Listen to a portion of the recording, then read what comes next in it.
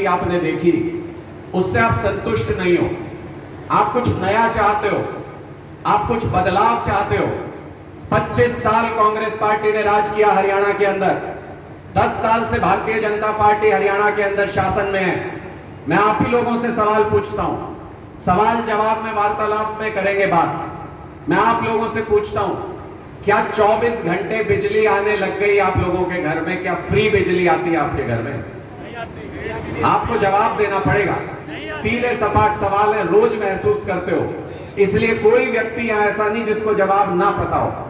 बताना आपको पड़ेगा, क्या 24 घंटे और मुफ्त बिजली आप लोगों को मिलने लग गई क्या?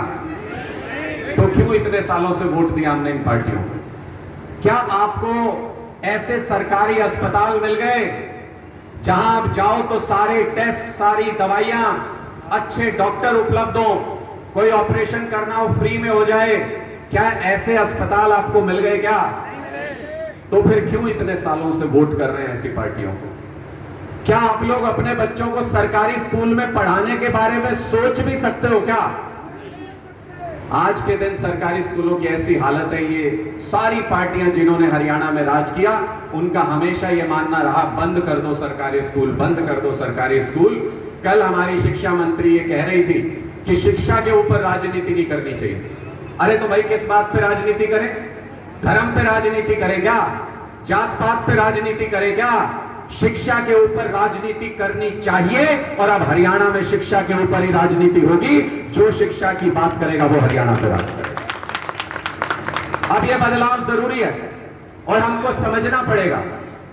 आप मुझे बताइए, हमारे युवाओं को रोजगार मिलने लग गया क्या? आज भी मैं देखता हूं गली गली में बेरोजगार भटकते रहते हैं। गली गली में युवा ये कहते हैं नौकरी चाहिए जी, नौकरी चाहिए जी। आंकड़ा सुनोगे तो दांतों तले उंगली दबा लोगे। 25 लाख युवा बेरोजगार है आज के दिन हरियाणा के अंदर। 25 लाख युवा बेरोजगार। रोज खबरें सुनते हैं कि इधर गोली चल गई, उधर फायरिंग हो गई, इधर फिरौती मांगी गई, उधर गुंडागर्दी चल रही है। रोज खबरें सुनते हो ना आप लोग। ये कैसे हुआ? ये रातों रात नहीं हो गया। पिछले 2 साल से गली गली जाके चिल्ला रहे हैं कि बारूद के ढेर पे बैठा है हरियाणा। 25 लाख युवा बेरोजगार है हरियाणा के अंदर। अगर नहीं संभाला तो फट पड़ेगा किसी दिन। आज फट पड़ा है वो युवाओं के अंदर।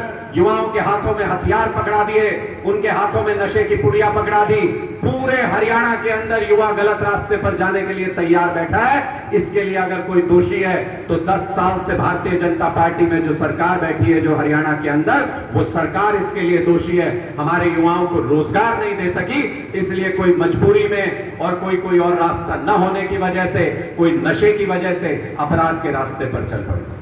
क्या आज आप कह सकते हो कि सुबह घर से निकलोगे, शाम को सुरक्षित घर चले जाओगे?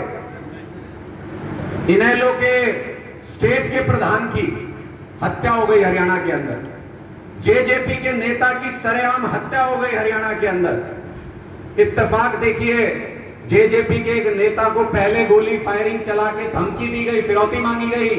जब उसने नहीं दी तो 1 हफ्ते बाद उसके यहां ईडी की रेड हो गई। मतलब ये क्या मतलब हुआ? इसका मतलब चोर पुलिस मिले हुए सारे के सारे, जो गुंडों से वसूली नहीं करवा सके जिससे, उसके यहां पर ईडी भेज दी।